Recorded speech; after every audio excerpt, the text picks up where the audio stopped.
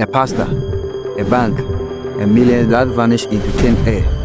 What really happened behind the scenes of Capital Bank's epic collapse after giving over 600 million cedis in support to stay alive? Now I know what you are thinking. How did that even happen? How does one of the most respected pastors in the country end up connected to one of Ghana's biggest financial collapses? I thought the same thing, so I began digging. And what I found is not just shocking, but beyond crazy. This isn't just about money. It's about trust, influence, power, and how it all went sideways. We are talking insider deals, court cases, public silence, and millions that never made it back. If you thought you knew the story of Capital Bank, well, think again. This rabbit hole goes deep. You'll find out how Capital Bank rose so fast and fell even faster, what Pastor Mensa Otabil's real involvement was, where the money went, and why this matters more than ever today. Now let's get into it.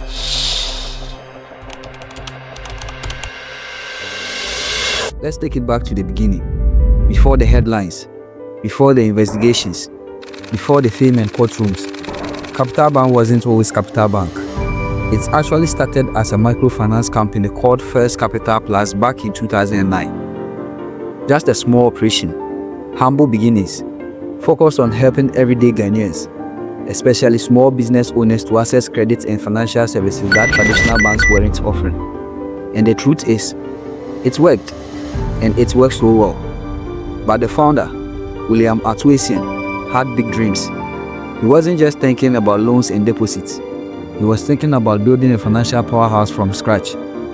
One that looked Ghanaian, felt Ghanaian, and served Ghanaians. By 2013, First Capital Plus had transformed from a microfinance company into a fully licensed commercial bank. That's a huge leap in just 4 years. It was rebranded as Capital Bank, and with that came a fresh image, bigger ambitions, and the full license to play in the big leagues of Ghana's financial system. They came out swinging, sponsoring events, sports teams, and even sponsored the Ghana Premier League. Flashy billboards, catchy jingles, clean branding. Everything about them said, "We are here to stay." But here's the part that made them to really stand out: the people behind it. This wasn't just some faceless institution. The bank was associated with Pastor Mensa Otabil, one of the most influential pastors in Ghana. He is the founder of International Central Gospel Church, a speaker known for his powerful teachings on faith, leadership, and ironically, financial stewardship. So when Ghanaians saw his face and name tied to the board of Capital Bank, it instantly created a trust breach. I mean, if Pastor Otabil is involved, it must be clean, right? That's what many people thought. It was smart branding, spiritual credibility meeting financial opportunity. For a lot of people, Capital Bank didn't just look safe, it felt safe. This combination of visionary leadership, rapid growth, and public trust gave Capital Bank a kind of untouchable glow. It was growing deposits, opening branches, and being welcomed into the elite club of Ghanaian banks. But as the name got bigger, so did the stakes. And behind that polished exterior, some risky decisions were already being made. The cracks weren't visible yet, but they were forming. And as you're about to see, what goes up, especially that fast, can come crashing down even faster. Now let's talk about the part that made this whole story explode. Pastor Mensa Otabil, a household name, a national icon, a man of God whose sermons weren't just about salvation. They were about vision, leadership, prosperity, and principles. For decades, Pastor Otabil built a brand of integrity, not just as the founder of ICGC, but as a teacher, a thinker, and a moral compass for many Ghanaians. So when people saw his name attached to Capital Bank, it wasn't just a business decision, it was a spiritual endorsement. Here's what a lot of people didn't know at the time. Pastor Otabil wasn't just a figurehead or an honorary advisor. He was the board chairman of Capital Bank, meaning, in simple terms, he was officially responsible for oversight of the bank's operation. He was part of the hard decision being made at the top, or at least supposed to be. And we are not making this up. This is backed by official documents. Let me break that down.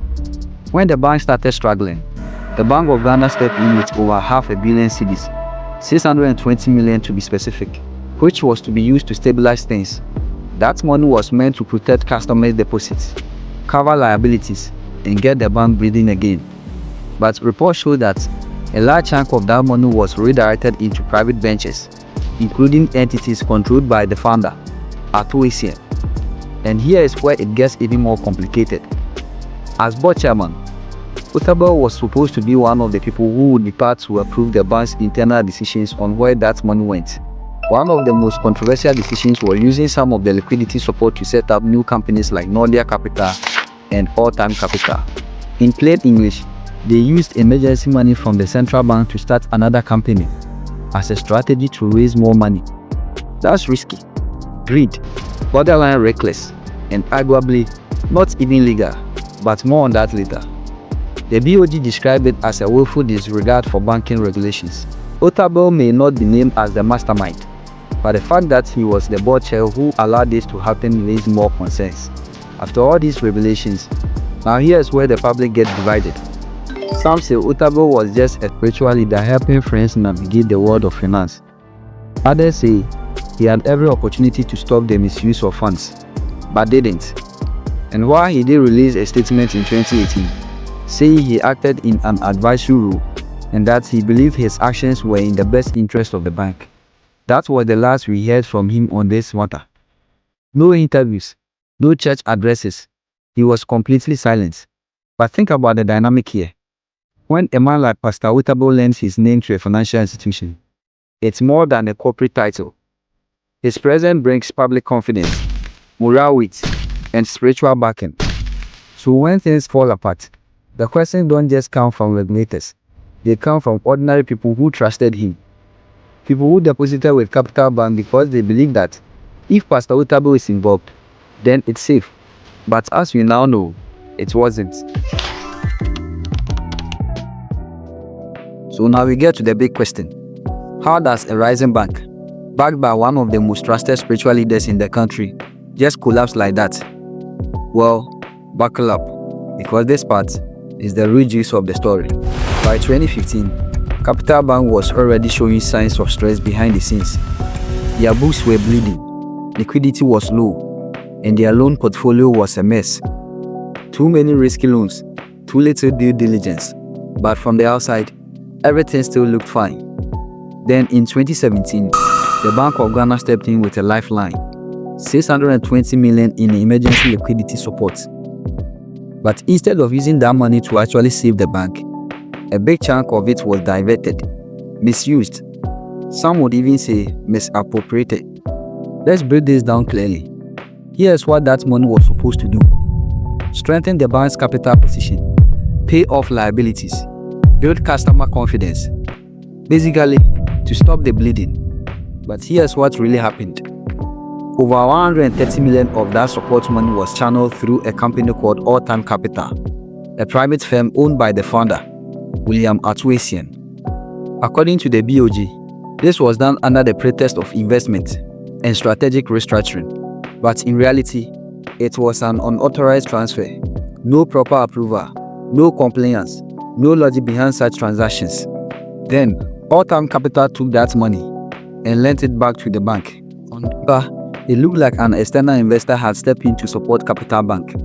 But in reality, they were recycling bailout funds, basically robbing Peter to pay Paul, and hoping no one would notice. But it gets worse for them.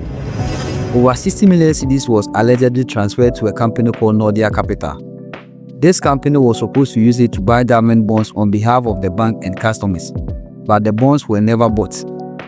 Some of the funds were used to set up another bank entirely called Sovereign Bank. Yes, you heard it right. They used crisis money to build another bank. Some amount of the money were allegedly used by Essien to set up new companies, buy property, and even fund personal business interests. Internal audit systems were weak or non-existent. No red flags were raised, or if they were ignored. Senior executives either didn't understand what was happening or turned a blind eye. And remember, this wasn't private investor money. This was public rescue money. Funds meant to secure people's savings, salaries, Life earnings just flowing out of the system like water through a leaking pipe. Let me quote from the DOG final report on Capital Bank.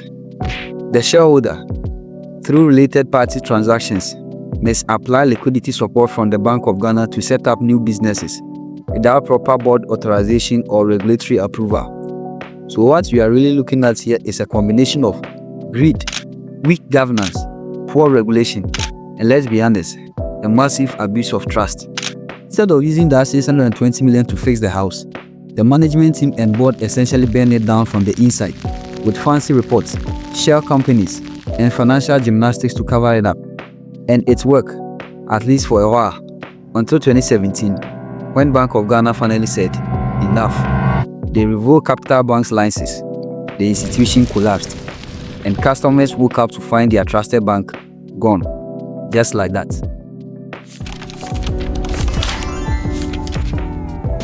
So after all that chaos, the collapse, the vanishing millions, and the regulator finally pulling the plug, one question was on everybody's mind. Who is going to pay for this? Well, enter the court. Enter the trial of Essien, the founder and former CEO of Capital Bank.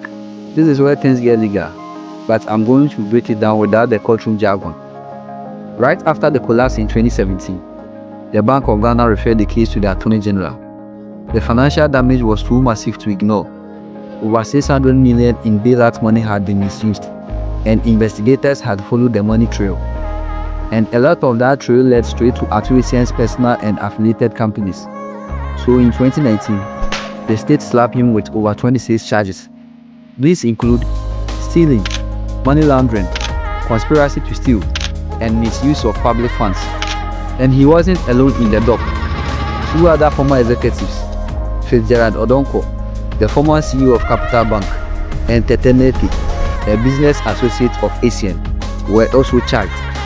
But Essien was the main man, the face of it all.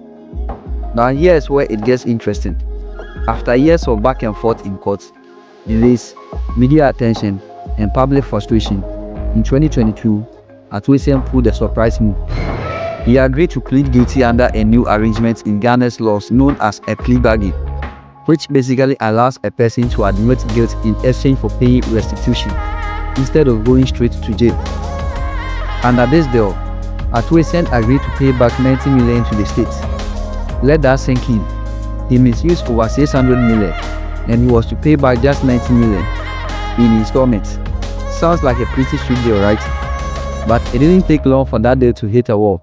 Essien made several payments. He failed to honor the agreed schedule. So in December 2022, the court had had enough. They revoked the deal, and on October 12, 2023, he was sentenced to 15 years in prison with hard labor. Now here's a quote from the presiding judge that really hit home, and I quote, "The convict demonstrated sheer greed in his desire to own another bank beside Capital Bank Limited, and left no stone unturned through subterfuge and deceit with pure criminal intent to set up Sovereign Bank Limited. Being in a position of trust, he was expected to have demonstrated a sense of responsibility and true fidelity. He had no cause whatsoever to steal such gargantuan sums of money." End of quote. It was a strong message from the judge, not just to Essien, but to the public, the banking sector, and anyone who thought white-collar crime came with soft landings. But this is where people started asking the other question. What about the rest? What about the board?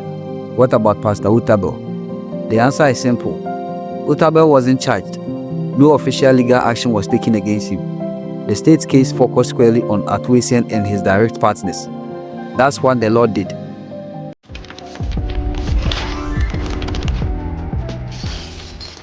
Now, as much as the Capital Bank collapse felt like a one-off tragedy, the truth is, it was just the beginning of something much bigger. Ghana's entire banking sector was about to go through a storm.